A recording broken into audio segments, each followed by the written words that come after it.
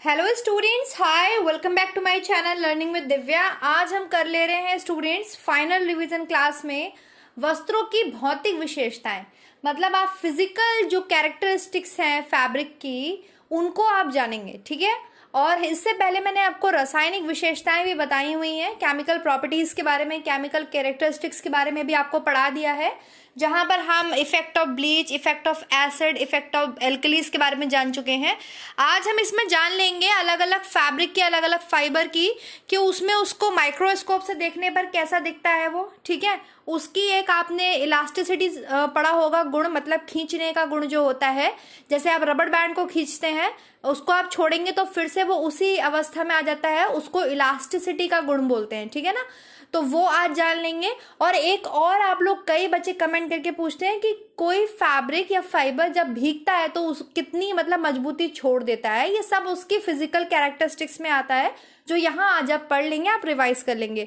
तो चलिए फिर स्टार्ट कर लेते हैं। सबसे पहला आपको स्क्रीन पे दिखाई दे रहा है, नंबर 1 पे मैंने लिनन लिया है। तो लिनन में क्या है, 70% सेल्यूलोज है, 30% पेक्टिन है और अनअशुद्धियां होती हैं। मतलब इन सब से मिलकर आपके कौन सा फाइबर बनता है, लिनन फाइबर बनता है, जो आपके फ्लेक्स से मिलता है ना। इसको आप फ्लेक्स से प्राप्त करते हैं लिनन को। सूक्ष्मदर्शी से देखने पर ये कैसा दिखाई देता है, माइक्रोस्कोप से देखने पर। तो एक पॉइंट ये आ गया, माइक्रोस्कोप से देखने पर ये बेलनाकार, गोल, चमकदार, बांस के समान गांठ लिए दिखता है। बांस तो होते हैं फ्लेक्स जैसे, उनको पानी में, बहते हुए पानी में छोड़ दिया जाता है, और फिर वो जो फ्लेक्स होते हैं वो क्या होते हैं, गलते रहते हैं बहते हुए पानी में। बराबर जब उन पे पानी लगता रहता है तो वो गलने लगते हैं। उससे जो है रेशा प्राप्त किया जाता है। जब वो गल जाता है देन जो है लिनिन का फाइबर निकाला जाता है ना। तो ये आपको क्लियर हो गया। अब ये जो चीजें हैं ये आपको बुक्स में भी मिल जाएंगी, लेकिन यहाँ पर चलिए हम रिवीजन कर रहे हैं तो एक बार रिवाइज करा देते हैं, इससे कोई नुकसान तो नहीं है। रेशम के बाद ये सबसे लंबा रेशा है। अगर हम प्राकृतिक फाइबर्स की बात करते हैं, नेचुरल फाइबर्स की बात करते हैं, तो सबसे लंबा फाइबर नेचुरल कौन सा होता है आपका, सिल्क होता है। मैनमेड तो आप कितना भी अपने हिसाब से लंबा बना सकते हैं, है ना, क्योंकि वो तो आपके ऊपर है। जो फाइबर बनाते हैं स्पिनरेट से, जब वो निकालते हैं रेशा, तो वो उनके अकॉर्डिंग बना सकते हैं। लेकिन हम नेचुरली बात करें, सबसे लंबा फाइबर आपके हो जाता है सिल्क दान लिनिन। ओके, लिनिन के रेशम में तनाव सामर्थ्य कम होती है, अतः ये खींचने पर शीघ्र ही टूट जाता है। तो जो टेंशन स्ट्रेंथ होती है इसकी, मतलब खींचने पे कितना खींचता चला जाएगा, वो स्ट्रेंथ इसमें कम होती है। आप खींचेंगे तो बहुत जल्दी टूट जाता है। मतलब टेंशन स्ट्रेंथ का मतलब होता है किस लिमिट तक कोई धागा खींच सकता है, ठीक है ना, वो सामर्थ्य चेक करना। तो वो जल्दी टूट जाएगा। कम लचीला होने पर इसके वस्त्रों में सिलवटें पड़ जाती हैं, इसमें लचीलापन नहीं होता है। तो ये आप देखते जा रहे हैं। लेनिन ताप का सुचालक। अब एक होते हैं ताप के सुचालक, एक होते हैं ताप के कुचालक। Insulators and bad insulators. ताप का सुचालक मतलब ये आपकी बॉडी से हीट को आने जाने देता है, हमारी बॉडी को हीट को बाहर निकलने देता है, तो इसीलिए ये हो गया ताप का सुचालक। तो अगर आप ताप का सुचालक लिखा हुआ है, दैट मीन्स कि ये जो है आपके बॉडी से हीट को बाहर आने जाने देता है, हमारी बॉडी की हीट को, इसलिए हम इसको गर्मी में पहनते हैं। इसके फैब्रिक्स को गर्मी में पहन सकते हैं, जाड़े में नहीं पहन सकते, क्योंकि जाड़ों में हमें क्या जरूरत होती है कि भाई हमारी बॉडी की हीट हमारी बॉडी में बनी रहे। तो ये जाड़े में पहनने लायक नहीं है, गर्मियों में पहनने के लिए अच्छा रहता है, शीतलता प्रदान करता है। ओके, नेक्स्ट है, यह नमी को शीघ्र सोखकर वस्त्र को सुखा देता है। इसीलिए जो है, मतलब ये क्या कहना चाह रहे हैं यहाँ पर कि नमी को सोख लेता है अच्छे से। लिनिन से तौलिया और रुमाल बनाए जाते हैं, अच्छे रहते हैं। ये रेशा आपके कोमल है, चमकीला होने के कारण इस पर धूल मिट्टी नहीं जमती, धब्बे भी सरलता से नहीं पड़ते, मतलब इजीली वॉशेबल है। क्लियर है। ये रेशा गीला होने पर मजबूत हो जाता है। लीजिए, ये जो आप लोग पूछते रहते हैं जो चीजें, वो यहाँ पर क्लियर हो जाएंगी। तो कौन सा रेशा गीला होने पर मजबूत हो जाता है? बेसिकली जो फाइबर्स होते हैं वो जब गीले होते हैं तो वो अपनी स्ट्रेंथ को खो देते हैं। लिनिन एक ऐसा फाइबर है जो गीला होने पर मजबूत होता है। बिकॉज, क्योंकि ये कैसे प्राप्त हुआ है आपको मैंने अभी बताया, फ्लेक्स प्लांट से उसे बहते हुए पानी में छोड़ दिया जाता है, और फिर वो गल गल के उसमें से रेशा निकलता है। तो वो इतना ज्यादा पानी को कंज्यूम करता है वो फ्लेक्स, देन उसमें से रेशा निकलता है। तो ये रेशा गीला होने पर मजबूत हो जाता है, अतः आसानी से आप इसको धो सकते हैं, इस पे वॉशिंग कर सकते हैं। जीवाणु कीटाणु आसानी से नहीं पनपते। हाँ, अगर आपने इसको नमी वाले स्थान में रख दिया, कोई भी फैब्रिक अगर आप नमी वाले स्थान पर या गीला ही पैक करके रख दे रहे हो तो उसमें फफूंदी जरूर लगेगी, फिर चाहे वो कॉटन हो चाहे वो लिनिन हो। नेक्स्ट क्या है, लिनन के रेशे प्रकाश धूप से भी जल्दी प्रभावित नहीं होते, लेकिन कोई भी आप फैब्रिक लंबे समय तक प्रकाश में रखेंगे तो वो धीरे धीरे खराब होने लगते हैं। इससे आपके तौलिए, चादर, पर्दे, मेजपोश बनाए जाते हैं। तो लिनन की फिजिकल कैरेक्टरिस्टिक्स खत्म होती हैं। यहाँ पे आपको समझ में आ गया होगा कौन सा फाइबर मजबूत हो जाता है पानी में, तो आपके मतलब जब अगर उसके ऊपर पानी पड़ता है, गीला होता है, तो वो लिनन फाइबर जो है वो मजबूत हो जाता है। नेक्स्ट देख लेते हैं cotton. Number second one is cotton. Cotton की देख लेते हैं। कपास के रेशे में आपके 80 to 90% क्या होता है, सेल्यूलोज होता है। मतलब 90% तक इसमें सेल्यूलोज होता है, सेल्यूलोज का बना हुआ होता है। सूक्ष्मदर्शी, मेन पॉइंट आ गया, माइक्रोस्कोप से देखने पर कपास का तंतु आपके चपटा, बल खाए फीते के समान दिखाई देता है। अभी तो आपको एज इट इज याद करना पड़ेगा क्योंकि इसकी कोई ट्रिक तो है नहीं, ठीक है ना। तो चपटा दिखाई देता है, फीते के समान दिखाई देता है। इसकी लंबाई जो है आपके 0.5 से 2.5 इंच तक होती है। इंच मतलब छोटे छोटे स्टेपल फाइबर्स होते हैं ये। कपास के रेशा की सतह जो होती है, मतलब उसका जो सरफेस होता है वो खुरदरा होता है। इसमें चिकनाहट, चमक का अभाव होता है, ज्यादा इसमें लश्चर नहीं होती। चमक सबसे ज्यादा किसमें होती है, रेशम के फाइबर में। कपास का रेशा मजबूत होता है, गीला होने पर इसकी मजबूती और बढ़ जाती है। ये भी क्या है, गीला होने पर इसकी मजबूती बढ़ जाती है, ठीक है, कपास के रेशे की, जैसे लिनन की बढ़ रही थी। कपास के रेशे में इलास्टिसिटी, मतलब प्रत्यास्थता जिसको बोलते हैं हिंदी में, प्रत्यास्थता का गुण ये नहीं होता है, इसलिए आप इसको खींचकर बढ़ा नहीं सकते। सबसे ज्यादा किस में पाया जाता है, वूल में पाया जाता है इलास्टिसिटी। इसीलिए कोई भी व्यक्ति कैसा भी साइज हो वो उसको इजीली स्वेटर को पहन सकता है ना। वूल का जो फैब्रिक होता है वो बहुत ज्यादा इलास्टिसिटी का गुण होता है, उसको कितना भी आप खींचिए कैसा भी व्यक्ति पहन सकता है, फिर वो अपने जो उसका साइज होता है उसमें वापस आ जाता है। उसको इलास्टिसिटी का गुण बोलते हैं, ठीक। इसमें इसका अभाव होता है कॉटन में, इसको आप खींचकर बढ़ा नहीं सकते बनना, और ये शीघ्र ही सिकुड़ जाता है। सिकुड़न तो बहुत जल्दी पड़ती है कॉटन में और लिनन में। कपास का रेशा अगर आप बहुत ज्यादा खींचेंगे तो ये टूट जाएगा। कपास का रेशा नमी को जल्दी सोखता है, इसलिए हम गर्मी में इस तंतु से बने फैब्रिक्स को पहनते हैं क्योंकि ये हमें शीतलता प्रदान करते हैं। तौलिया वगैरह भी इसके बनाए जाते हैं। कपास का रेशा तंतु मजबूत होने के कारण धुलाई के समय रगड़ने पीटने से फैब्रिक के ऊपर कोई असर नहीं पड़ता, लेकिन अगर आप इसको एसिड वगैरह में धो देंगे तो ये गल जाएगा। नेक्स्ट हम केमिकल कैरेक्टरिस्टिक्स में बात कर चुके हैं। Third one is silk. अब हम बात करेंगे सिल्क की।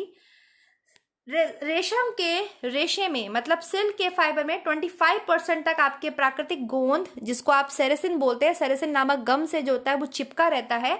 फाइब्रिन प्रोटीन का बना होता है। किस प्रोटीन का बना होता है, फाइब्रिन प्रोटीन का। शेष 5% में मोम, वसा और लवण बने होते हैं। लवण मतलब आपके मिनरल्स, ठीक है। वैक्स होता है, फैट होता है और लवण भी होते हैं। सूक्ष्मदर्शी से देखने पर, जो मेन आप लोग के लिए इंपॉर्टेंट पॉइंट आप लोग बार बार पूछते हैं, रेशम का रेशा बारीक, सीधा, चिकना, चमकदार, लश्चर, चमकदार, पारदर्शी, छड़ के समान दिखाई देता है। अब ये आप एज इट इज बिल्कुल याद कर लेंगे। ये जो पूछा जाता है, अगर आप लोगों को लगता है बहुत इंपॉर्टेंट है इसलिए मैंने करा दिया है, ये आप एज इट इज याद करेंगे कि भाई सूक्ष्मदर्शी से देखने पर रेशम का रेशा बारीक, सीधा, चिकना, चमकदार, पारदर्शी, छड़ के समान दिखाई देता है। ये पीडीएफ दोनों पे मिल जाएगा, टेलीग्राम पर भी और व्हाट्सएप पर भी। रेशों के बीच बीच में कहीं कहीं पर चिपकने वाला पदार्थ होता है, उसे क्या बोलते हैं, सेरेसिन बोलते हैं, ठीक है। प्राकृतिक तंतुओं में सबसे अधिक लंबाई रेशम की होती है, इसे फिलामेंट बोलते हैं। फिलामेंट फाइबर होता है, ये तो सबको पता ही है। लंबाई अधिक होने के कारण ये रेशा बहुत मजबूत होता है, ठीक है। सीधे व लंबे होने के कारण इसमें लचीलापन एवं जो प्रत्यास्थता और प्रतिस्कंदता होती है, मतलब रेजिलियंसी, इलास्टिसिटी का गुण, ये सब पाए जाते हैं। अब ये रेजिलियंसी, इलास्टिसिटी मैं आपको बराबर समझाती भी जा रही हूँ। इससे पहले मैंने टेक्सटाइल टर्मिनोलॉजी वाली वीडियो में सब कुछ बताया हुआ है, तो वहां भी आप देख सकते हैं, ठीक है। तो इसमें लचीलापन भी होगा, मतलब लचक मतलब बहुत अच्छे से ड्रेप हो जाएगा, लचीला होगा, और आपके बहुत इलास्टिसिटी है इसमें, प्रतिस्कंदता है, रेजिलियंसी है इसमें, ये सब गुण होते हैं। इसी कारण जो है आपके रेशम के फैब्रिक कोमल होते हैं, साधारण खिंचाव दबाव से ये प्रभावित नहीं होते। रेशे जो होते हैं रेशम के, गीला होने पर 20% तक इनकी जो शक्ति होती है वो कम हो जाती है। किसकी शक्ति कम हो जाती है आपके, अभी तक आपने जो पढ़ा कपास और लिनन, उसमें कोई भी शक्ति कम नहीं हो रही थी, लेकिन रेशम में क्या हो रहा है, 20% तक कम हो रही है। इसलिए इसको रगड़ कर नहीं धोते, मसल कर नहीं धोते। ड्राई क्लीनिंग जो होती है, इसको हिंदी में क्या बोलते हैं, शुष्क क्लीनिंग बोलेंगे, शुष्क धुलाई बोलेंगे, हाँ शुष्क धुलाई, वो इसके लिए बहुत उपयुक्त मेथड है ड्राई क्लीनिंग कराना। नेक्स्ट देखते हैं, नेक्स्ट क्या है, रेशम ताप का कुचालक। अभी तक वो दोनों क्या थे? ताप के सुचालक, ठीक है, मतलब गुड इंसुलेटर थे, वो अच्छे थे, वो हमारी बॉडी से क्या कर रहे थे? हीट को बाहर आने जाने दे रहे थे, मतलब हमारी बॉडी की हीट बाहर जा पा रही थी। लेकिन रेशम क्या है? ताप का कुचालक है, ये हमारी बॉडी की हीट को बाहर नहीं निकलने देता है, इसीलिए हम इसको गर्मी में नहीं पहनते, इसे गर्मी में पहनना भी नहीं चाहिए, ये सर्दियों के लिए अच्छा फैब्रिक माना जाता है। तो जो आपके वूल है और जो रेशम है, ये सर्दियों के लिए अच्छा फैब्रिक माना जाता है। धूप में सूखने से इसके रेशे कमजोर हो जाते हैं। किसके रेशे कमजोर हो जाते हैं धूप में सूखने से? रेशम के रेशे। वैसे तो सभी के हो जाएंगे, अगर आप बहुत ज्यादा टाइम तक कोई फैब्रिक धूप में पड़ा रहेगा तो हो जाएंगे कमजोर, लेकिन रेशम को इस तरह जो है आपके छाई में सुखाया जाता है। रेशम के फैब्रिक को, जो साड़ियां वगैरह होती हैं, वो धूप में नहीं डाली जाती हैं, क्योंकि धूप में इसके रेशे कमजोर हो जाते हैं। इसीलिए इस पर जो इस्त्री है, मतलब जो प्रेस करते हैं आप, वो कम टेम्परेचर पे करनी चाहिए, जबकि कॉटन पे जो आप इस्त्री करते हैं तो टेम्परेचर बहुत ज्यादा होता है, ठीक है, क्योंकि कॉटन का फैब्रिक तो सीधा ही नहीं होता है, बराबर उस पर मॉइस्चर डालते रहते हैं, पानी डालते रहते हैं, तब उसको जो है तेज आंच पर आप उसको तेज तापमान पर प्रेस करते हैं, लेकिन इसके लिए कम तापमान रखना है। चलिए नेक्स्ट देख लेते हैं। Next one is number 4 is wool. Wool मतलब ऊन। चलिए ऊन के बारे में पढ़ लेते हैं। ऊन का रेशा प्रोटीन प्रधान रेशा है, बिल्कुल, इसमें प्रोटीन पाया जाता है, जो कि फिराटिन या किराटिन नामक प्रोटीन का बना होता है। फिराटिन क्यों लिखा है? किराटिन हो जाएगा ना, किराटिन। किराटिन नामक प्रोटीन का बना होता है। ऊनी रेशों में आपके गंधक, गंधक का मतलब होता है सल्फर, सल्फर भी पाया जाता है। अब वही पॉइंट आ गया सूक्ष्मदर्शी वाला। सूक्ष्मदर्शी से देखने पर ऊनी रेशा बहुकोशिकीय है, मतलब बहुत सारी सेल्स होती हैं, टेढ़ा मेढ़ा, दोनों किनारों पर नुकीला, और मध्य में, मध्य मतलब बीच में कुछ गोलाकार दिखाई देता है। समझ में आ गया? सूक्ष्मदर्शी से देखने पर कैसा दिखाई देता है, तो आप लोग पढ़ लेंगे, ये समझ में आ रहा होगा आपको।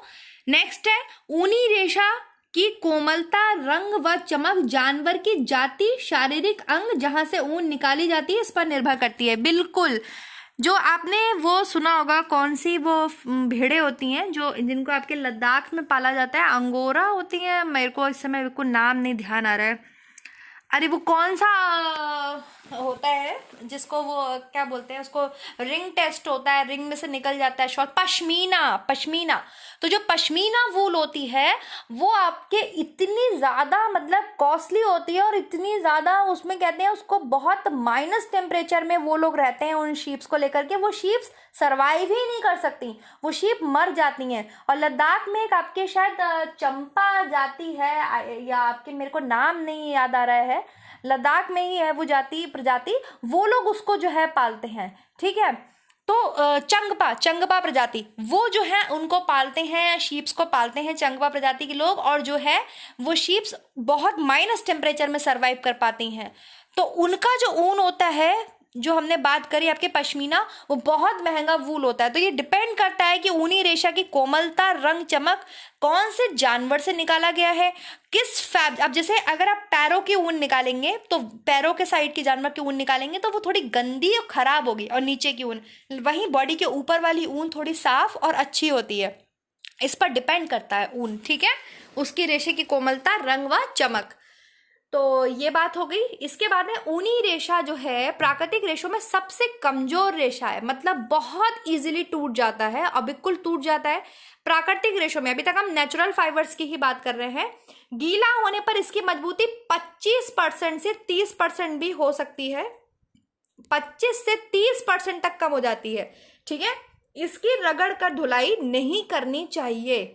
नमी, गर्मी, दबाव से ऊनी रेशे फूल जाते हैं, फैल जाते हैं, सूखने पर आपस में फिर से जुड़ जाते हैं। नेक्स्ट, ऊनी रेशों में प्रत्यास्थता मतलब इलास्टिसिटी का गुण सबसे बेस्ट होता है, सबसे बेस्ट, ठीक है। ये दबाने पर, खींच कर छोड़ने पर फिर से अपने मौलिक स्वरूप में आ जाते हैं, इसलिए इसमें सिलवटें नहीं पड़ती, और इसे कोई भी पहन सकता है। जो स्वेटर वगैरह है आप देखते हैं, कोई भी आप आराम से पहन सकते हैं, सबकी बॉडी पे फिट हो जाते हैं। अब मैं ये नहीं कहूंगी कि 5 साल के बच्चे का जो स्वेटर है वो 15 साल का बच्चा ही पहन सकता है, लेकिन थोड़ा बॉडी में अगर ऊपर नीचे है तो आराम से पहन सकते हैं, कोई दिक्कत नहीं होती। आप भी समझते हैं जो मैं कहना चाह रही हूँ।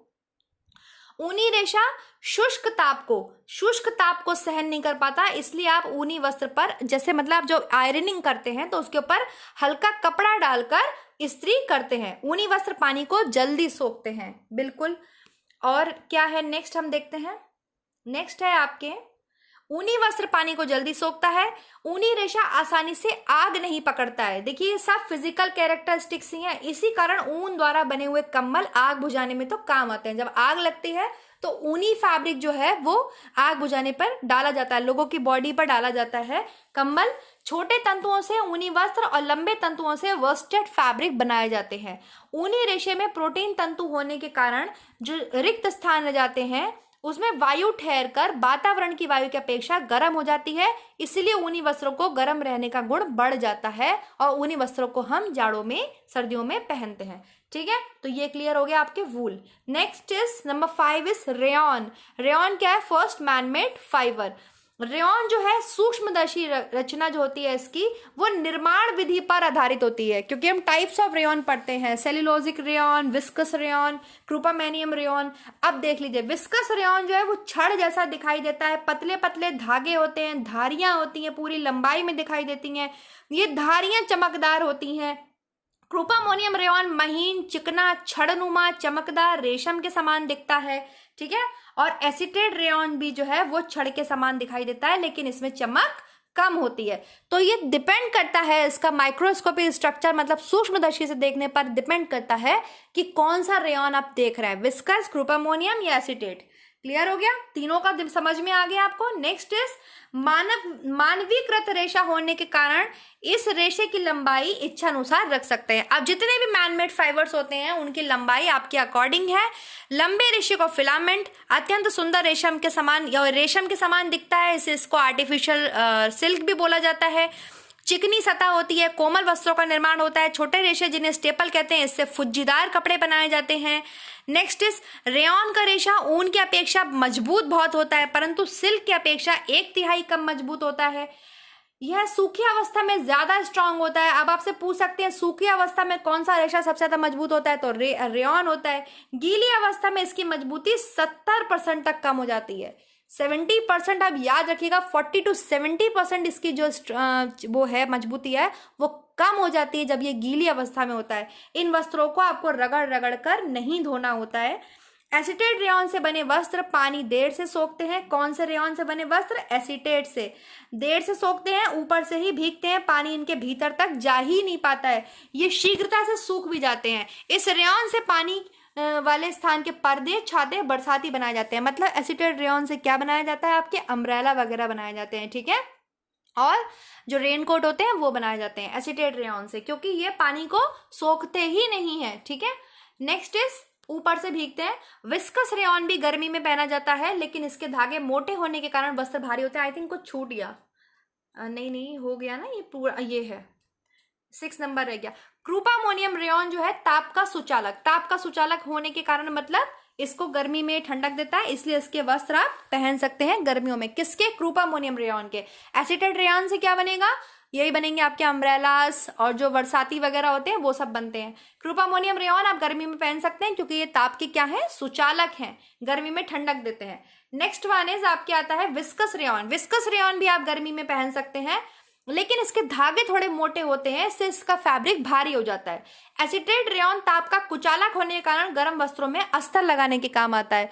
जो आपके फैब्रिक होते हैं गर्म, उनमें अस्तर अगर लगाना होता है तो इसका लगा सकते हैं, एसीटेट रेयॉन का। ठीक है, अत्यधिक ताप से रेयॉन का रेशा पिघल जाता है। मतलब आप बहुत ज्यादा टेम्परेचर देंगे, वही प्रेस वगैरह करेंगे तो ताप व दाब के सम्मिलित प्रभाव से, जैसे भाप वाली इस्त्री, स्टीम प्रेस से जो है इसमें विशेष चमक आ जाती है। तो स्टीम प्रेस किसके ऊपर दी जाती है? तो भाई रेयॉन के फैब्रिक के ऊपर, रेयॉन के फाइबर के ऊपर स्टीम प्रेस करी जाती है। और बहुत ज्यादा ताप और दाब आप नहीं देंगे, इसको मिला करके देंगे। नेक्स्ट देख लेते हैं, and the last one is nylon. Nylon की भौतिक विशेषताएं भी देख लेते हैं। नायलॉन आपके संश्लेषित कृत्रिम रेशा है, मतलब बिल्कुल मैनमेड आपके फाइबर है, इसमें कुछ भी मिक्स नहीं होता है, पूरी तरीके से आर्टिफिशियली बनाया जाता है।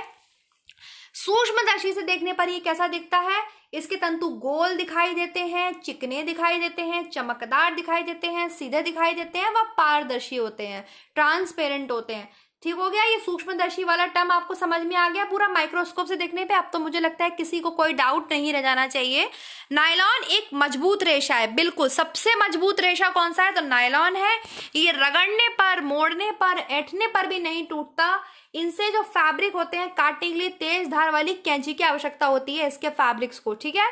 नायलॉन से बने वस्त्रों में नमी सोखने का अभाव होता है, ये शीघ्र टूट जाते हैं। ये वस्त्र गर्मी के मौसम में त्वचा के लिए अच्छे नहीं होते हैं।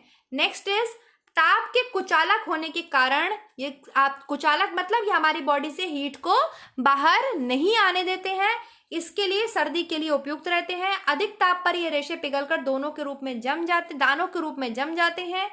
अगर आप इसके ऊपर अधिक ताप देंगे तो इसके रेशे पिघल जाएंगे और छोटे छोटे दाने से बन जाएंगे, ठीक है। नायलॉन के रेशे में लचीलापन होने के कारण हौजरी के फैब्रिक इससे बनाए जाते हैं आपके।